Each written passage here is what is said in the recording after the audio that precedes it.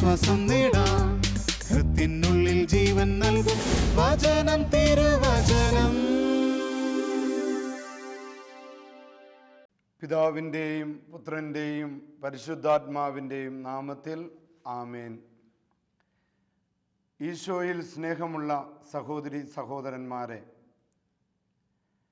എവിടെയെല്ലാം ശക്തമായിട്ട് വചനം പ്രഘോഷിക്കപ്പെടുന്നുവോ അവിടെയെല്ലാം അത്ഭുതങ്ങൾ, അടയാളങ്ങൾ നടക്കുന്നത് കാണുകയും കേൾക്കുകയും അനുഭവിക്കുകയും ചെയ്യുന്നവരാണ് നാം ഓരോരുത്തരും.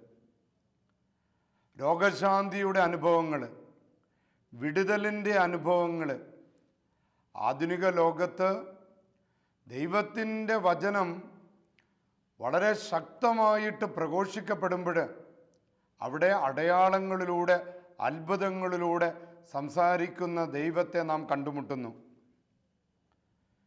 യഥാർത്ഥത്തിൽ അത്ഭുതങ്ങളോ അടയാളങ്ങളോ അല്ല യേശുവിനുള്ള വിശ്വാസത്തിൻ്റെ അടിസ്ഥാനം.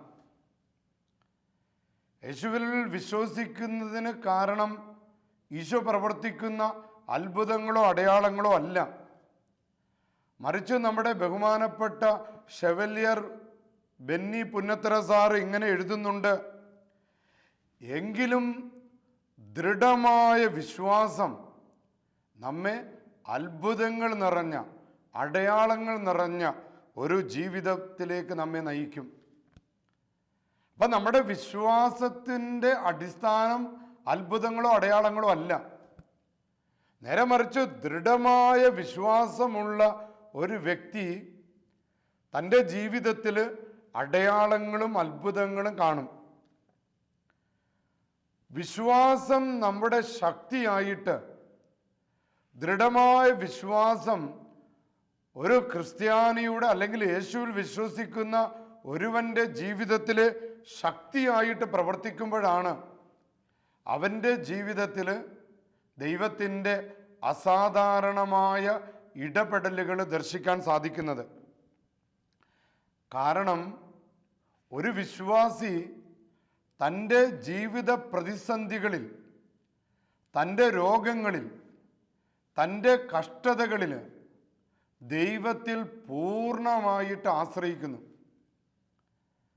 മറ്റ് മന്ത്രങ്ങളിലോ തന്ത്രങ്ങളിലോ കൂടോത്രങ്ങളിലോ മന്ത്രവാദങ്ങളിലോ ആശ്രയിക്കാതെ പൂർണ്ണമായിട്ട് രക്ഷകനായ യേശുക്രിസ്തുവിൽ ആശ്രയിക്കുകയും വിശ്വസിക്കുകയും ചെയ്യുമ്പോൾ അവൻ്റെ ജീവിതത്തിൽ അസാധാരണമായ സംഭവങ്ങൾക്ക് അവൻ സാക്ഷ്യം വഹിക്കും. കാനാൻകാരി സ്ത്രീയും യേശുവുമായിട്ടുള്ള സംഭാഷണം നമുക്കറിയാം. കാനാൻകാരിയായ വിജാതീയ സ്ത്രീയുടെ വിശ്വാസം കണ്ട് യേശു തന്നെ പറയുകയാണ്: സ്ത്രീയെ, നിന്റെ വിശ്വാസം വലുതാണ്, നീ ആഗ്രഹിക്കുന്നത് പോലെ നിനക്ക് സംഭവിക്കട്ടെ.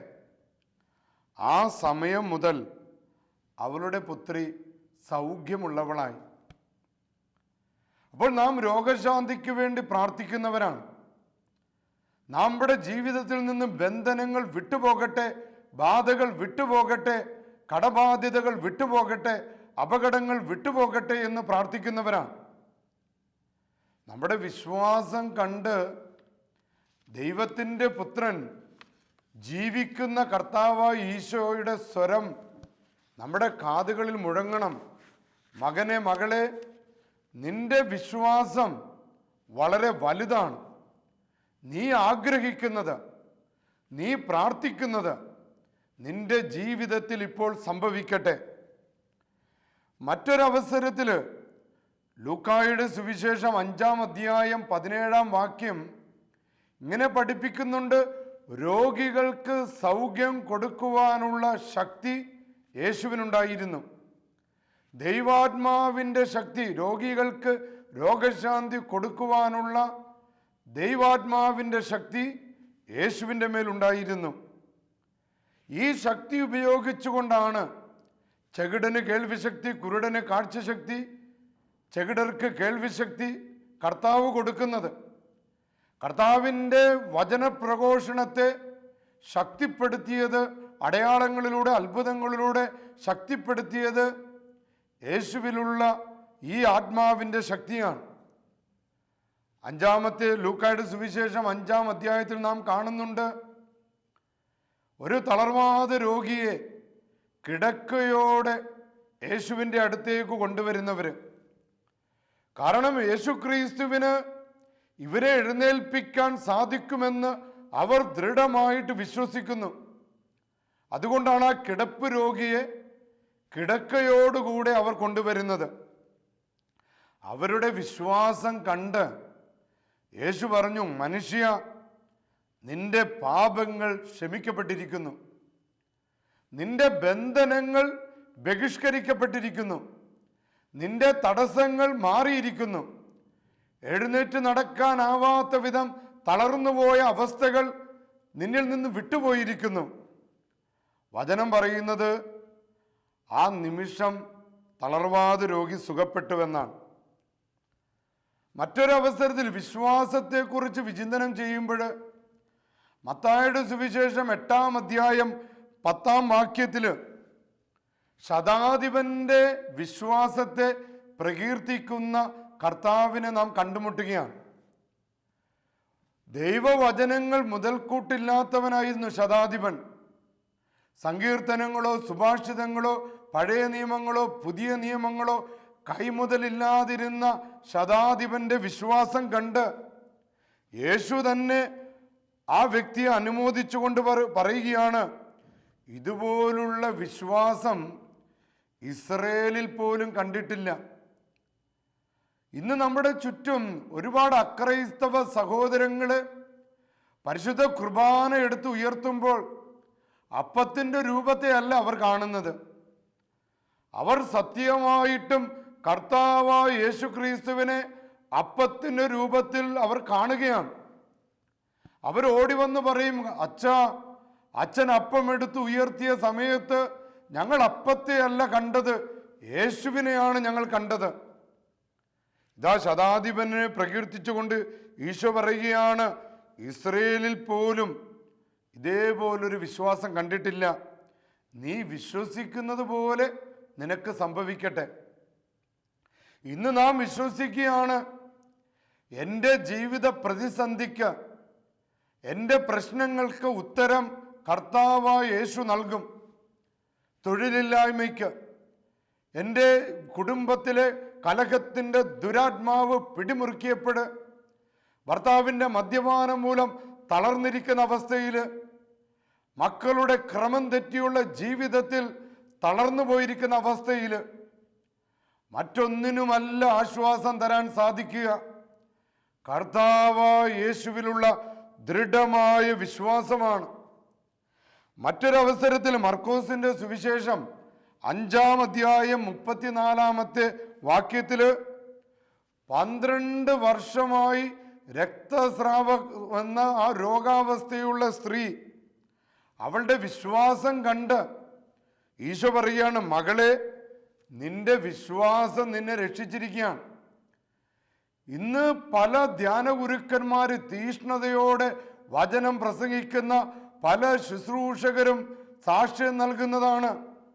ഇങ്ങനെ നിഗൂഢമായ രക്തസ്രാവം പോലുള്ള രോഗങ്ങൾ പോലും വിശ്വാസത്തോടെ ദൈവത്തിൻ്റെ ശുശ്രൂഷകരായ വൈദികരുടെ തിരുവസ്ത്രങ്ങളിൽ സ്പർശിച്ചു കഴിയുമ്പോൾ ഇന്നും അനേകം പേർക്ക് സൗഖ്യം ലഭിക്കുന്നുവെന്നത് കർത്താവായ യേശുക്രിസ്തുവിലുള്ള വിശ്വാസം, തങ്ങളുടെ ശുശ്രൂഷകര് ശക്തിയോടെ വചനം പ്രസംഗിക്കപ്പെടുമ്പോൾ, വിശ്വാസത്തോടെ ആ വചനം സ്വീകരിക്കുമ്പോൾ, ആ വചനത്തിന് കാരണമാകുന്ന ഉപകരണങ്ങളെ തൻ്റെ ജീവിതങ്ങളിലേക്ക് സ്വാഗതം ചെയ്യുമ്പോൾ അത്ഭുതങ്ങൾ, അടയാളങ്ങൾ ദർശിക്കുന്നു. എൻ്റെ ജീവിതത്തിലും ഒരു ചെറിയ സംഭവം, പരിയാരം എന്ന സ്ഥലത്ത് മദർ തെരേസയുടെ ദേവാലയത്തിൽ വചനം പ്രസംഗിച്ചു കൊണ്ടിരിക്കുന്ന സമയത്ത് ഒരു സഹോദരി സാക്ഷ്യം നൽകിയതാണ്.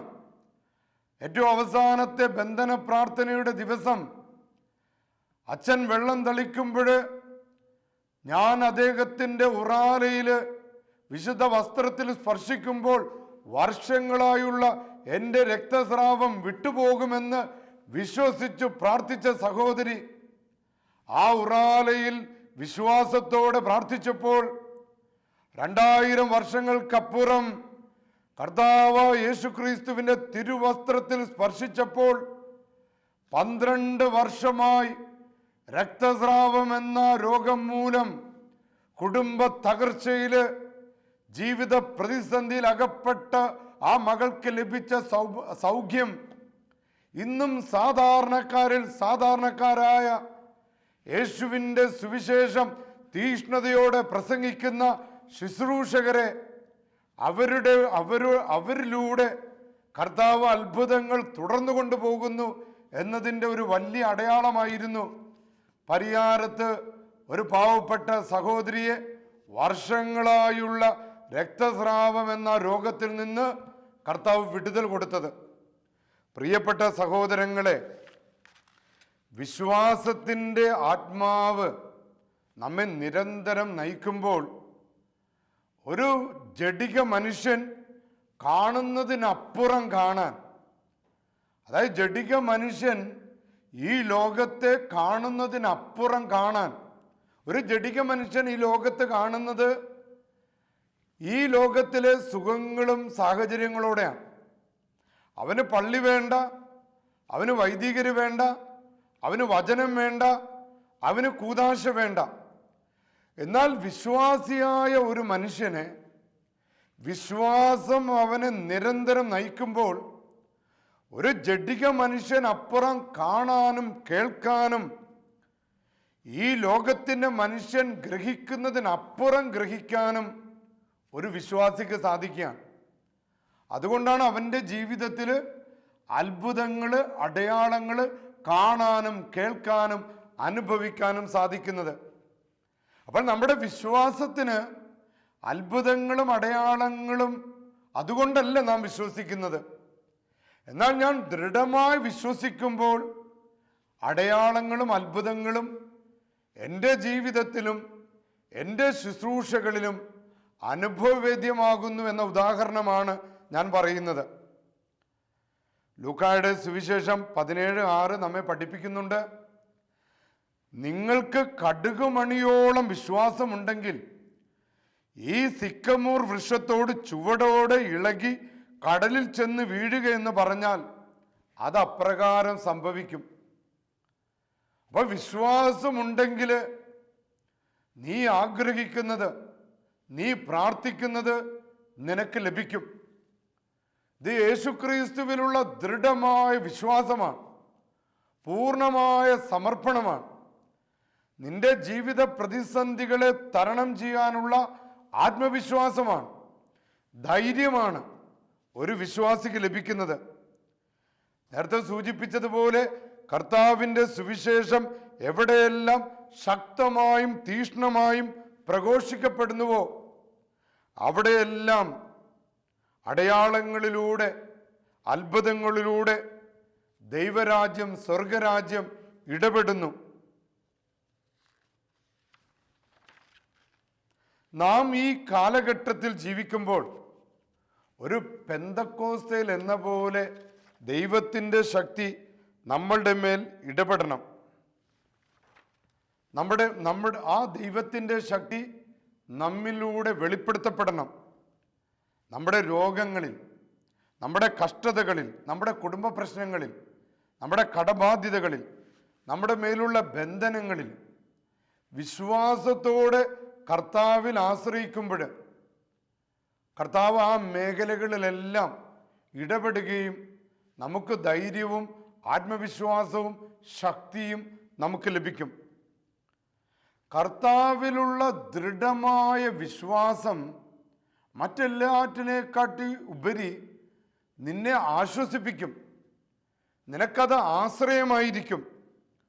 യോഹന്നാൻ 14:1 നമ്മെ പഠിപ്പിക്കുന്നുണ്ട്, നിങ്ങളുടെ ഹൃദയം അസ്വസ്ഥമാക്കേണ്ട,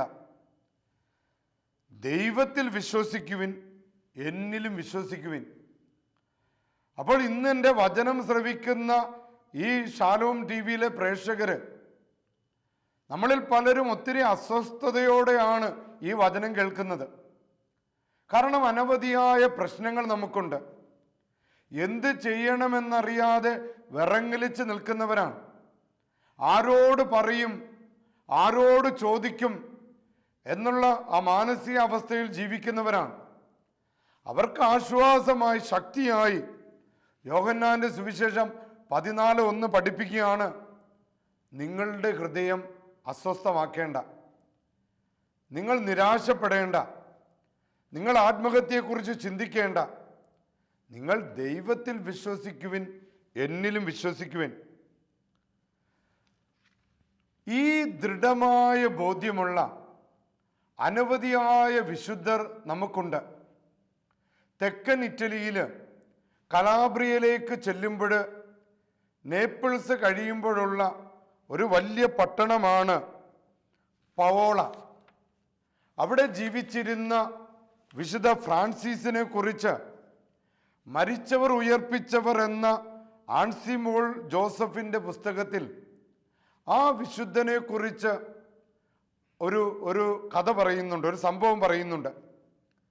അതിങ്ങനെയാണ്, പിശാച് ബാധിതരായ അനേകരെ ആ വിശുദ്ധൻ സുഖപ്പെടുത്തിയിരുന്നു. തൻ്റെ ദൃഢമായ വിശ്വാസം കൊണ്ടാണ് പവോളയിലെ വിശുദ്ധ ഫ്രാൻസിസ് പ്രത്യേകിച്ച് വിടുതൽ ശുശ്രൂഷ ചെയ്തിരുന്നത്. ആ വിശുദ്ധൻ്റെ കല്ലറയ്ക്കരികിൽ പോയി പ്രാർത്ഥിക്കാൻ ഭാഗ്യം ലഭിച്ചിട്ടുള്ള ഒരു വ്യക്തിയാണ് ഞാൻ. പുസ്തകത്തിൽ ഇങ്ങനെ എഴുതുന്നുണ്ട്, ഒരിക്കൽ ബന്ധുജനങ്ങൾ ബാധ കൂടിയ ഒരു സ്ത്രീയെ പവോളയിലെ ആശ്രമത്തിൽ എത്തിച്ചു. വിശുദ്ധന്റെ അടുക്കൽ എത്താറായപ്പോൾ അവൾ അലറി നിലവിളിക്കുകയാണ്. അവൾ ഇങ്ങനെ അലറിക്കൊണ്ടിരുന്നു, ഇവിടെയാണ് എൻ്റെ ശത്രു, എന്നെ ഇവിടെ നിന്ന് കൊണ്ടുപോകുക, എനിക്കാരെയും പേടിയില്ല. എന്നാൽ വിശുദ്ധ ഫ്രാൻസിസ് ഇങ്ങനെ കരമുയർത്തിപ്പിടിച്ചുകൊണ്ട് പറഞ്ഞു, അത്യുന്നതനായ ദൈവത്തിൻ്റെ നാമത്തിൽ ഈ സാധു സ്ത്രീയിൽ നിന്ന് വിട്ടുപോകുക. ഈ സാധു സ്ത്രീയെ പീഡിപ്പിക്കുന്ന ദുരാത്മാവിനോട്, അവളെ കഷ്ടപ്പെടുത്തുന്ന തിന്മയുടെ ശക്തികളോട് ദൈവത്തിൽ ദൃഢമായി വിശ്വസിച്ചുകൊണ്ട് ദൈവത്തിൻ്റെ ശുശ്രൂഷകനായ ആ ആശ്രമ അധിപൻ പവോളയിലെ വിശുദ്ധ ഫ്രാൻസിസ് അസീസിയുടെ ശിഷ്യൻ ഇങ്ങനെ പറയുകയാണ്, ഈ സാധു സ്ത്രീയിൽ നിന്ന് ദുരാത്മാവെ വിട്ടുപോകുക. അപ്പോൾ അവൾ പറഞ്ഞു, ഫ്രാൻസിസ് പിതാവെ, അങ്ങേക്ക് തെറ്റുപറ്റിയിരിക്കുന്നു, ഞാൻ പിശാചല്ല, 25 വർഷം മുമ്പ് മരിച്ചുപോയ ഒരു ദുർനടപ്പുകാരിയുടെ ആത്മാവാണ്. അത് കള്ളമാണെന്ന് വിശുദ്ധന് മനസ്സിലായി. ആ വിശുദ്ധൻ ഉറക്കെ അവളോട് പറഞ്ഞു, മിണ്ടാതെ ദൈവനാമത്തിൽ അനുസരിക്കുവിൻ, മിണ്ടാതെ ദൈവനാമത്തിൽ അനുസരിക്കുവിൻ. ഇത്രയും ആയപ്പോൾ അവളെ നിലത്തേക്ക് തള്ളിയിട്ട് ശരീരം മുഴുവൻ ഇളക്കി മറിച്ച് അവശയാക്കിയ ശേഷം ആ ദുഷ്ടാരൂപി അവളെ വിട്ടുപോയി. ഏതാനും നിമിഷത്തിന് ശേഷം ആ സ്ത്രീ സുബോധത്തോടെ എഴുന്നേറ്റ് വിശുദ്ധന് നന്ദി പറഞ്ഞ ആ ഒരു ചരിത്രം എഴുതിയിരിക്കുകയാണ്. പ്രിയപ്പെട്ട സഹോദരങ്ങളെ, എനിക്ക് നിങ്ങളുമായിട്ട് പങ്കുവയ്ക്കാനുള്ളത്, ഒരു വിശുദ്ധനായ വൈദികന്റെ ദൃഢമായ വിശ്വാസം തിന്മയുടെ സ്വാധീനമുള്ള, ബാധയുടെ സ്വാധീനമുള്ള ഒരു സ്ത്രീക്ക് അത്ഭുത വിടുതൽ കൊടുക്കുകയാണ്. അപ്പോൾ ദൃഢമായ വിശ്വാസമാണ് തിന്മയോടുള്ള ശക്തികളോടുള്ള പോരാട്ടത്തിലുള്ള നമ്മുടെ ഏറ്റവും വലിയ ആയുധം. സങ്കീർത്തനം 10:12, ദൈവത്തോടൊത്ത് ഞങ്ങൾ ധീരമായി പൊരുതും, അവിടെ നിന്നാണ് ഞങ്ങളുടെ ശത്രുക്കളെ ചവിട്ടി മെതിക്കുന്നത്. അപ്പൊ ഈ ലോകത്തിൻ്റെ അധിപന്മാർക്കെതിരെ, ഈ ലോകത്തിൻ്റെ അധികാരിക്കെതിരെ, തിന്മയ്ക്കെതിരെ പടപൊരുതുവാൻ ദൈവത്തോടൊത്ത് ധീരമായി പൊരുതാൻ ദൈവത്തിലുള്ള ദൃഢമായ വിശ്വാസവും ദൈവത്തോട് ചേർന്ന് നിൽക്കലുമാണ്. ഒരാളുടെ തകർച്ചയിൽ, നൊമ്പരങ്ങളിൽ, ബന്ധനങ്ങളിൽ കർത്താവിനെ വിശ്വാസത്തോടെ വിളിച്ചപേക്ഷിക്കുന്ന ഭക്തനെ ദൈവം ഒരിക്കലും തള്ളിക്കളയുകയില്ല. സങ്കീർത്തനം 6-ാം അധ്യായം നമ്മെ പഠിപ്പിക്കുന്നത് നമ്മുടെ അഭയകേന്ദ്രമായ ദൈവം അനർത്ഥങ്ങളിൽ നിന്ന് നമ്മെ രക്ഷിക്കും എന്നത് കർത്താവിൻ്റെ ആശ്രിതൻ്റെ ദൃഢമായ വിശ്വാസമാണ്. അപ്പം നമ്മുടെ ജീവിതത്തിൽ സംഭവിക്കുന്ന അനർത്ഥങ്ങളിൽ നിന്നും, അപകടങ്ങളിൽ നിന്നും, ദുഷ്ടശക്തികളുടെ സ്വാധീനങ്ങളിൽ നിന്നും ഒരു ദൈവഭക്തൻ താൻ രക്ഷിക്കപ്പെടുമെന്ന് വിശ്വസിക്കുകയാണ്. അപ്പോൾ അതാണ് അവൻ്റെ ആത്മവിശ്വാസം. അപ്പോൾ കർത്താവിനെ വിശ്വാസപൂർവ്വം ആശ്രയിക്കുന്നവനെ ദൈവത്തിൻ്റെ സ്നേഹം വലയം ചെയ്യുകയാണ്. അവന് സംരക്ഷണം ലഭിക്കും. സങ്കീർത്തനം 6-ാം അധ്യായം 10-ാം വാക്യം ഇങ്ങനെ പഠിപ്പിക്കുന്നുണ്ട്: എൻ്റെ സകല ശത്രുക്കളും ലജ്ജിച്ച് പരിഭ്രാന്തരാകും, അവർ ക്ഷണത്തിൽ അപമാനിതരായി പിൻവാങ്ങും. അപ്പം ഞാൻ ദൈവത്തിൽ വിശ്വസിക്കുമ്പോൾ ദൈവം എൻ്റെ കൂടെയുണ്ട് എന്നുള്ള ദൃഢമായ ബോധ്യം, ഈ ബോധ്യമാണ് എല്ലാ തിന്മകളിൽ നിന്ന് എനിക്ക് വിടുതൽ കിട്ടുന്നത്. അതുകൊണ്ട് എസെക്കിയ പ്രവാചകന്റെ പുസ്തകം 3-ാം അധ്യായം 10-ാം വാക്യത്തിൽ പറയുകയാണ്: മനുഷ്യപുത്ര, ഞാൻ നിന്നോട് പറയുന്ന വാക്കുകൾ ചെവി തുറന്ന് കേൾക്കുകയും ഹൃദയത്തിൽ സൂക്ഷിക്കുകയും വേണം. അപ്പൊ ദൈവത്തിൻ്റെ വചനം ചെവി തുറന്ന് കേൾക്കുകയും അത് ഹൃദയത്തിൽ സൂക്ഷിക്കുകയും വേണം. ഇത് നമുക്കൊരു വലിയ സംരക്ഷണമാണ്. ദൈവത്തിൽ ദൃഢമായി വിശ്വസിക്കുന്നവർക്ക് ഒരനർത്ഥവും വരികയില്ല എന്നുള്ള വിശ്വാസം. എസെക്കിയേൽ പ്രവാചകന്റെ പുസ്തകം 2-ാം അധ്യായം 1 മുതൽ 2 വരെ പഠിപ്പിക്കുന്നുണ്ട്. അവൻ എന്നോട് പറഞ്ഞു: മനുഷ്യപുത്ര, എഴുന്നേറ്റ് നിൽക്കുക, ഒന്നിനെയും ഭയപ്പെടേണ്ട, ആകുലതകളൊന്നും വേണ്ട. എനിക്ക് നിന്നോട് സംസാരിക്കാനുണ്ട്. അവൻ എന്നോട് സംസാരിച്ചപ്പോൾ ആത്മാവ് എന്നിൽ പ്രവേശിച്ച് എന്നെ കാലുകളിൽ ഉറപ്പിച്ചു നിർത്തി.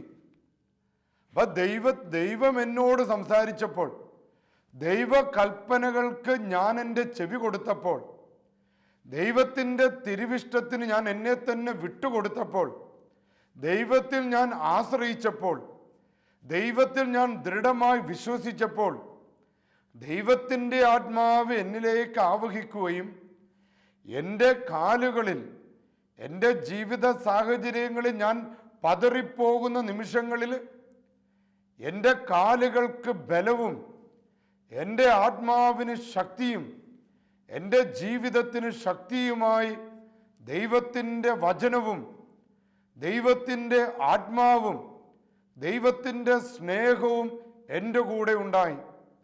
അപ്പോൾ ദൈവം എൻ്റെ കൂടെ ഉണ്ടെങ്കിൽ ഞാൻ ഒന്നിനെയും ഭയപ്പെടേണ്ട.